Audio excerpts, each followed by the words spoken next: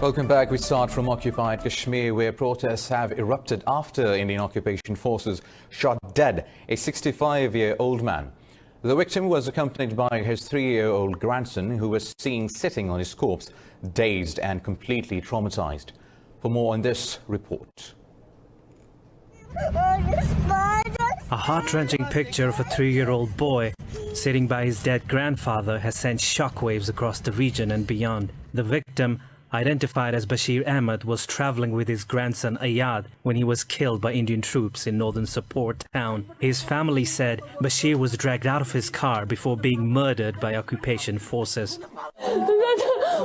He was taken out of the car and then killed. My son was kept on his body. He was a laborer. He only earned 8,000 rupees per month. I don't know why they killed him. What added to the grief of the family members was a video showing the little boy in a police vehicle. He was speaking in broken Kashmiri that I want to go home. The brutal killing has led to widespread condemnation.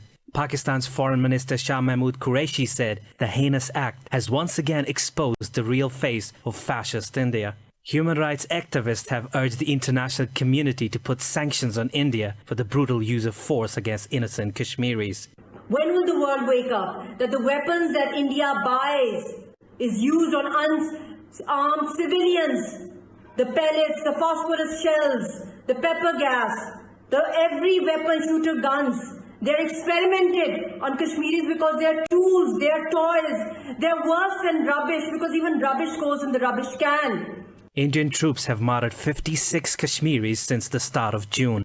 The valley has been under a curfew and communications blackout since August last year, when India unilaterally stripped the region of its autonomy. Well, it certainly is a shock. Now, for more on this, we've been joined by former Ambassador Asif Durrani. Mr. Durrani, the killing of a 65-year-old man with his 3-year-old grandson seen sitting on his corpse has moved the world. The act seems to be another step towards terrorizing the Kashmiris. What's your say on it? Well, I think it's the most despicable act on the part of the Indian armed forces. They have been doing this for the past 7 decades, but more so after 1990. And there have been many gruesome murders of the innocent Kashmiris. Today's one was especially when a 3-year-old child, the images which you see,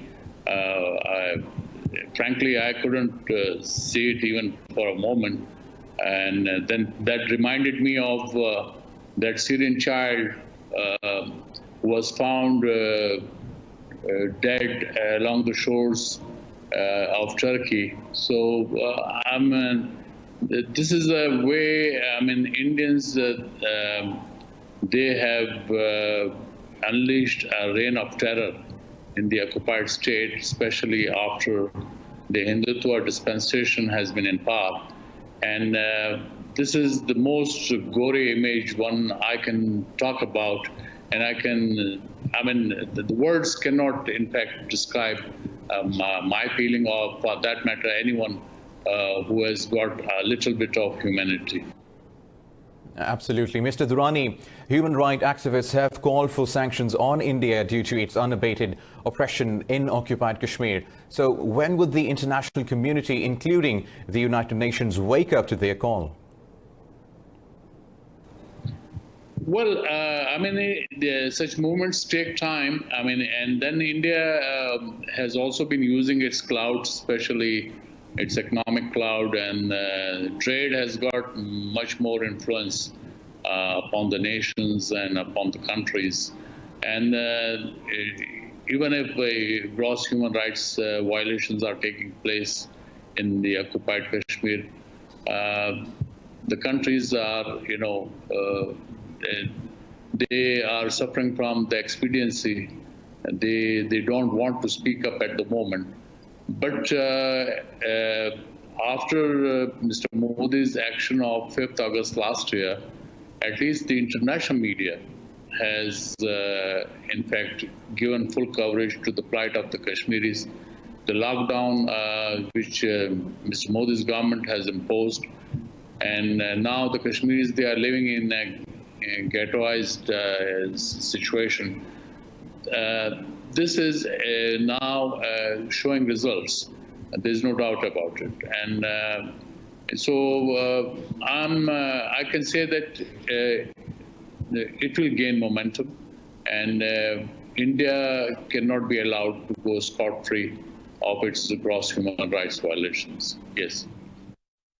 Rightfully said. Mr. Durrani, India has recently issued domiciles to 25,000 Indian nationals in occupied Kashmir in utter disregard of the United Nations Security Council resolutions. Is Kashmir becoming another Palestine?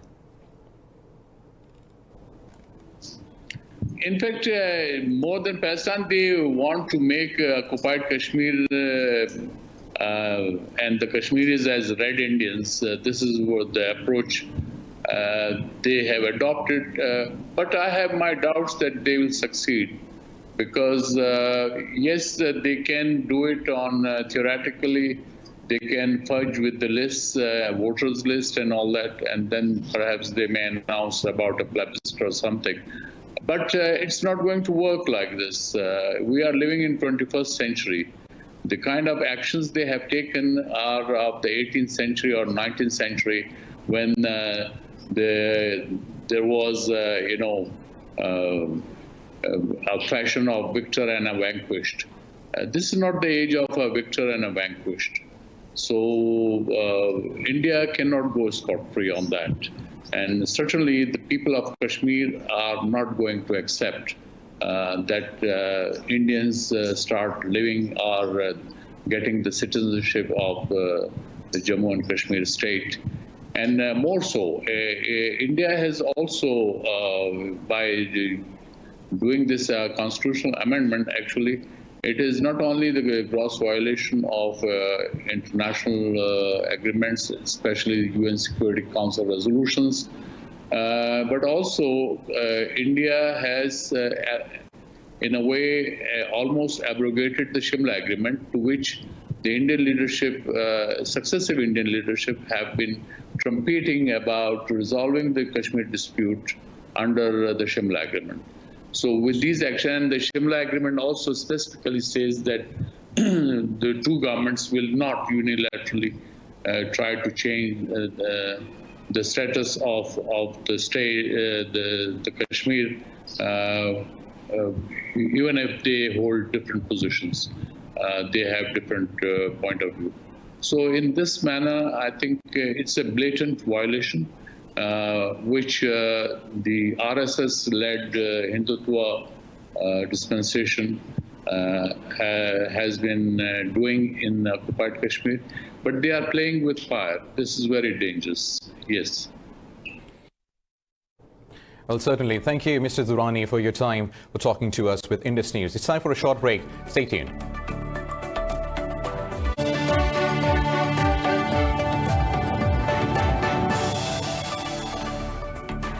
Welcome back. Now, protests have erupted in occupied Kashmir after the murder of a 65-year-old man who was accompanied by his grandson, who's sitting on his corpse. Ladies and gentlemen, we have been joined by human rights activist Mashal Hussain Malik. Now, Ms. Mashal, thank you for taking out time for Indus News. Now, Kashmiris are infuriated at the cold-blooded murder of Bashir Ahmed in front of his 3-year-old grandson. How will this incident affect the indigenous resistance movement?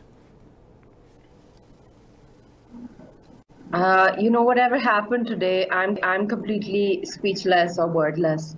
That in the so-called 21st century, we keep seeing the escalation of violence and horrific incidents happening of gruesome gross human rights violation taking place from India. And what happened today is not just a shame for humanity and degradation of international humanitarian law, but in itself that photograph has shown to the world the reality of Kashmir, that Kashmiri, a baby, that can be symbolic of what Kashmir is, Indian occupied Jammu and Kashmir. And there are gunmen around him, they're attacking, and they don't have any voice. And the baby, the little kid, is trying to wake up his dead grandfather. So that means that the conscience of the world is dead. So in other words, how I interpret it as a painter also, that, this is like really, really symbolic, which is going to haunt the world. And this is a timeless, image of the true face of India. And this child who has become now a symbol of the human rights violation over there, he's lost his childhood. He can never overcome this trauma, no matter what the world does for him. No chocolates, no toffees, no biscuits coming from the Indian forces can compensate what happened with him, and the way he was sitting on the chest of his dead grandfather. I mean, this day is almost something which has left such a strong impact on my soul. It's so heartbreaking. And if such pictures do not move the conscience of humanity, then I think nothing else would ever do that.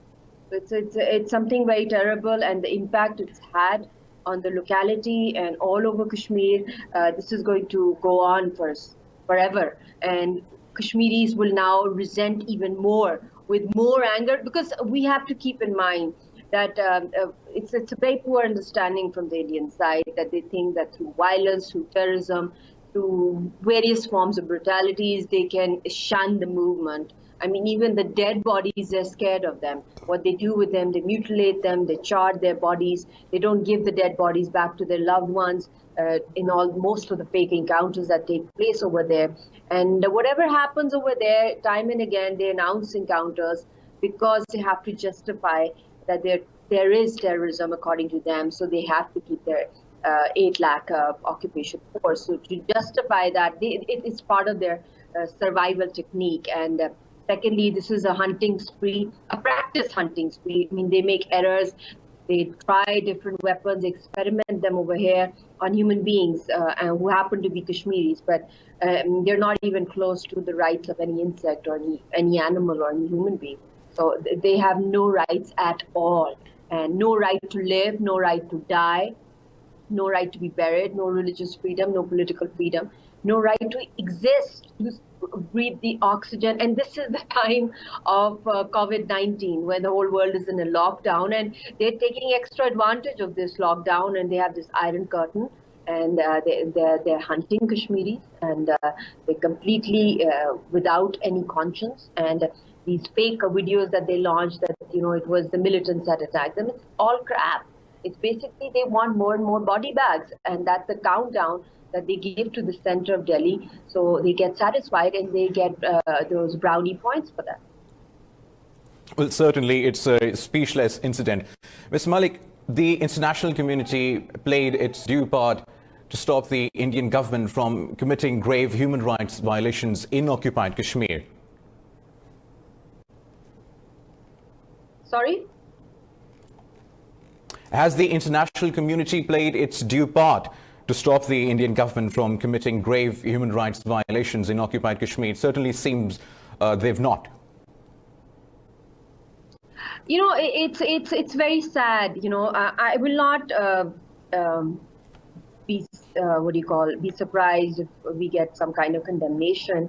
But over the years, we've seen a lot of condemnations. We've seen very powerful reports coming from the Human Rights Council of the UN in the past 2 years, which has been a great success for our movement, that we are being recognized internationally. Apart from our resolutions, the deep slumber of UN has woken up, and because the reports that were issued by the Human Rights Council, legally they are part of an evidence. And we already have lots of evidence. We have a lot of photographs. Even of today's incident, you can see so many photographs and videos. The men in the weapon, the occupation forces, what they did with that old man in front of his grandson.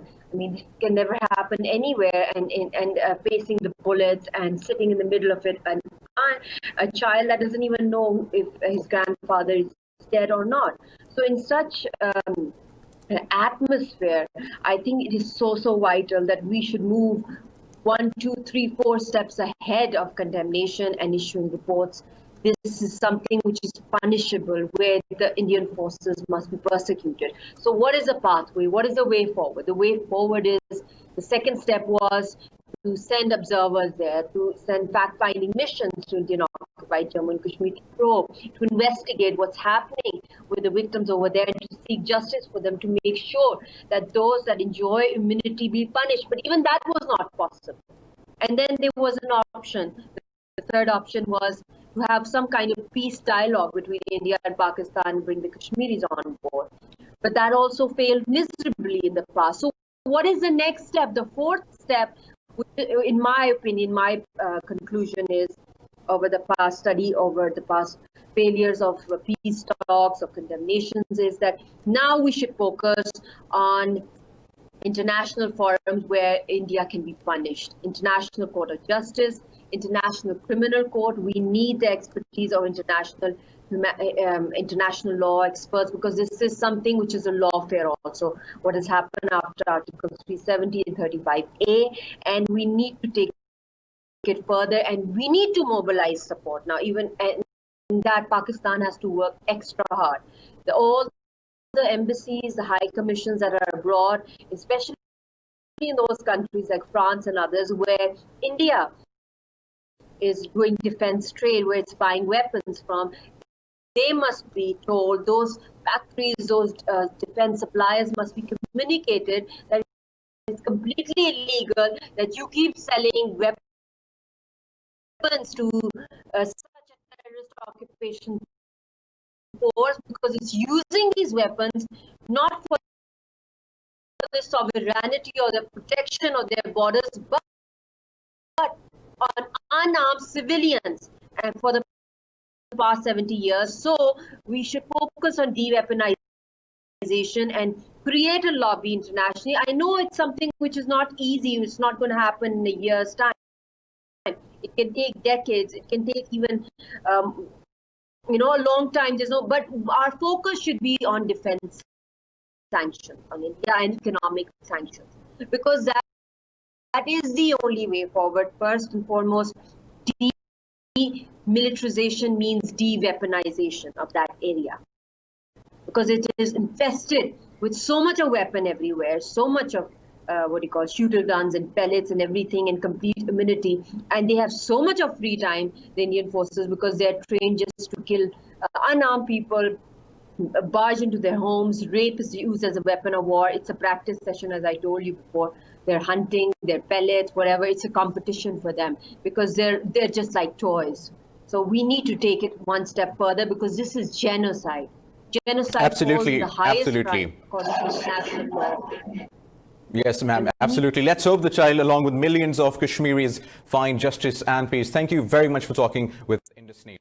Now, moving on, Pakistan has summoned a senior Indian diplomat to register its protest over ceasefire violations in Lipa sector at the line of control. Pakistan's Foreign Office said India has committed 1,546 ceasefire violations and has martyred 14 innocent civilians so far this year. The spokesperson said Indian actions along the line of control are a threat to regional peace and stability. Pakistan's military's media wing said the Indian forces fired heavy weapons and mortar shells targeting civilian population. It said Pakistan Army responded effectively to Indian ceasefire violations. Earlier, the Indian Army martyred a young boy in unprovoked firing from across the line of control.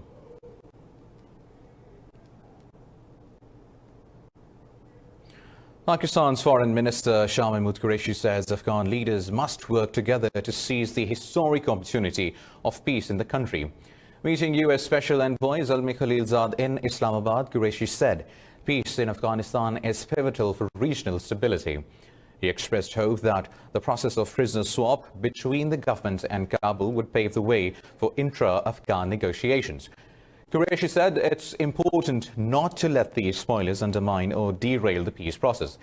He also reiterated Pakistan's commitment to continue working with regional and international partners for peace in its neighboring country. Meanwhile, Khalilzad expressed condolences on the loss of lives in a terrorist attack on the Pakistan Stock Exchange building on June 28th. Iran's President Hassan Rouhani said the illegitimate presence of US forces in Syria must end immediately. In a video conference with his Russian and Turkish counterparts, Rouhani said Tehran will continue to support Syria's legal government. Russian President Vladimir Putin says there is a need for a peaceful dialogue between the warring sides in Syria. Putin also slammed the new US sanctions on Syria and said they are aimed at economically suffocating the country. Turkish President Recep Tayyip Erdogan said Ankara will devote all its efforts to guarantee the independence and sovereignty of Syria. Moving on, Israel's Foreign Minister Gabi Ashkenazi said a move towards the planned annexation of the occupied West Bank is not imminent today. Prime Minister Benjamin Netanyahu and his coalition partner Benny Gantz are at odds over the timing of any unilateral annexation move.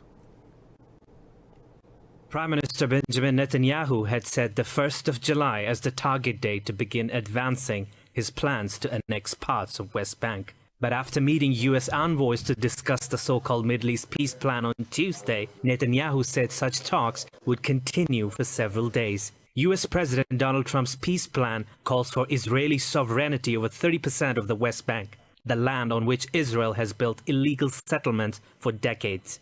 Palestine and the international community has warned Israel against any such move, labeling it dangerous for regional peace. The UN and the EU have also criticized the move, while British Prime Minister Boris Johnson said the UK will not recognize planned annexation.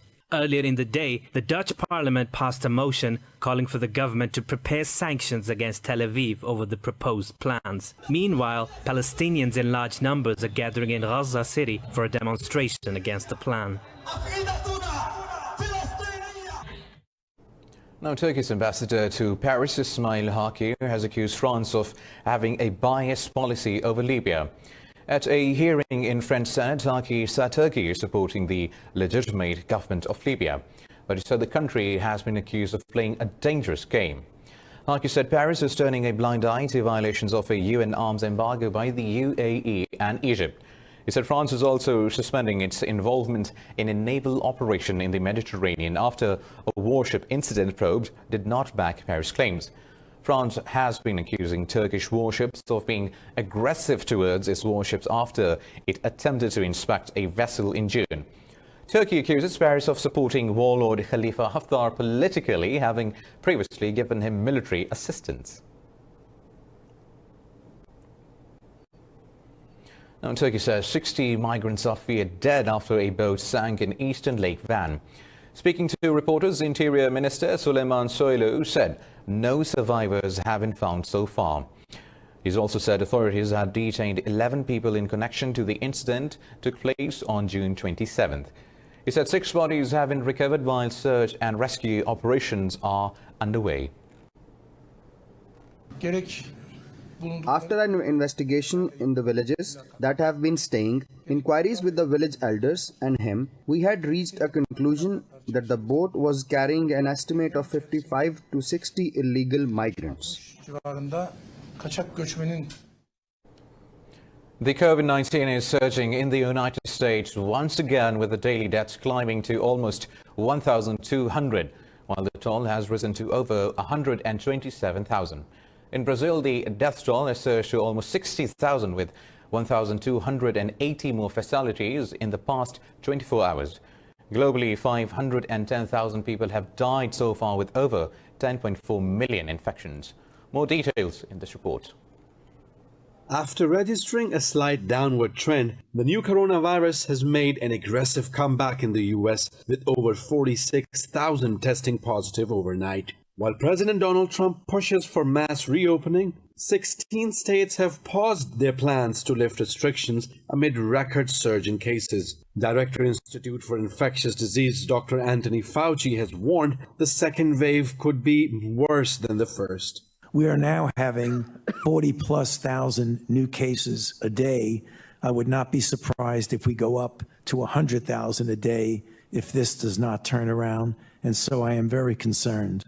Brazil's President Jair Bolsonaro continues to ease social distancing restrictions despite alarming growth in the number of infections and deaths. The World Health Organization says the situation in Brazil is going to get even worse. The IHME estimates that under the current conditions in South America, countries such as Chile and Colombia will be seeing their peak of cases between now and mid-July, whereas Argentina, Bolivia, Brazil, and Peru will see it at some point in August.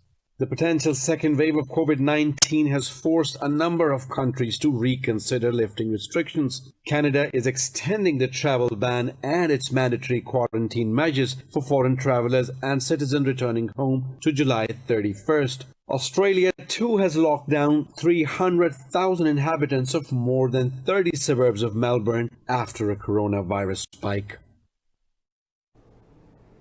Meanwhile, Pakistan's COVID-19 death toll has reached nearly 4,400, with 91 more fatalities in the past 24 hours. The Health Ministry said over 4,133 tested positive overnight, bringing the total to over 213,000. It said nearly 50% of the cases have recovered so far, while over 2,700 remain critical. The ministry said about 108,000 cases are active in the country. It said the province of Punjab has reported the most overnight infections with nearly 1,800 cases. Sindh province reported almost 1,400 infections, while the capital, Islamabad, registered 128 infections.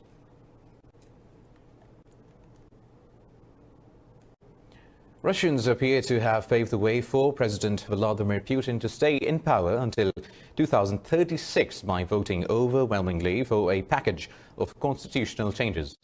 Initial results of a nationwide vote indicate that Putin will win the right to run for 2 more terms. The Central Election Commission said over 70% of votes counted across the country had supported changing the constitution. In a speech yesterday, Putin made no mention of how the changes could affect his own career.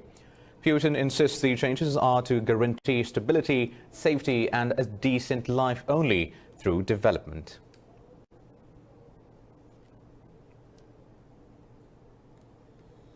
Hong Kong has marked the 23rd anniversary of the territory's return to China since the end of British rule. The anniversary comes amid imposition of a new national security law. At a reception, Chief Executive Carrie Lam said the new law is the most important development in ties between Beijing and Hong Kong. She said it is necessary and timely move to restore stability of the city. Defending the legislation, Lam said the new security law is constitutional, lawful, sensible and reasonable. The chief executive said the law reflects Beijing's desire to uphold one country, 2 systems principle.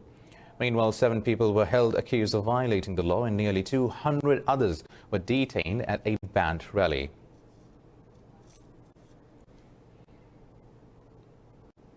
In Ethiopia, 52 people have been killed in protests that followed the murder of musician Akalu Hundessa, well known for his political songs. Dozens others were wounded in violent ethnic clashes in Addis Ababa and the surrounding Oromia region. Authorities said a police officer was also killed. Police said there were 3 explosions in the capital, Addis Ababa. Police used tear gas to disperse the crowd outside the hospital, and gunshots were heard in the city where people set fire to tires.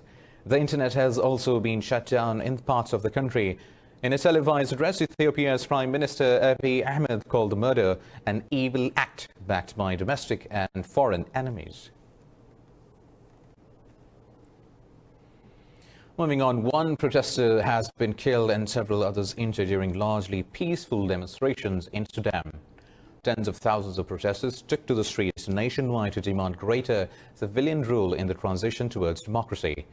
Police fired tear gas to disperse protesters marching on a road leading to the airport in the capital, Khartoum. Waving Sudanese flags, the demonstrators gathered in Khartoum and its twin cities, Khartoum North and Omdurman. Similar protests also took place in Kassala in eastern Sudan and in the restricted region of Darfur. They chanted freedom, peace and justice, the slogan of the movement opposing al-Bashir. The Million-Man March was called by the Sudanese Professionals Association and the resistance committees.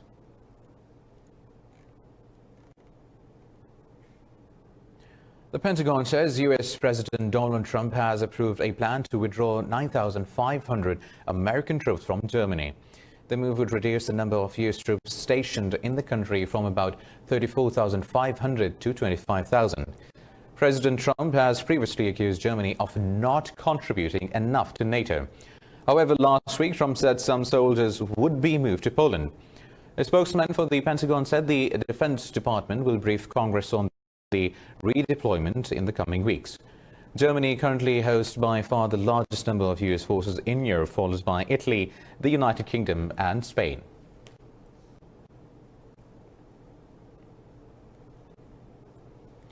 In the United States, racial equality activists and some lawmakers have rejected the New York City's planned cuts to the $6 billion police budget, saying it falls short of the demand. The City Council said $484 million will be slashed, while $354 million will be transferred to other city agencies in the 2021 fiscal budget. As some lawmakers refused to budge on major downsizing of officers, protesters continued their demonstration outside the City Hall. A minority of left-wing legislators vowed to oppose the budget, while protesters said the government must push for parity throughout the city. Elsewhere, former Atlanta police officer charged in the Rayshard Brooks murder case has been granted a $500,000 bail.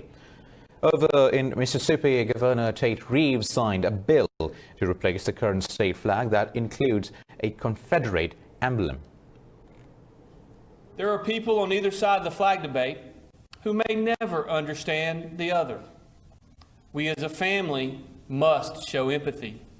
We must understand that all who want change are not attempting to erase history, and all who want the status quo are not mean-spirited or hateful.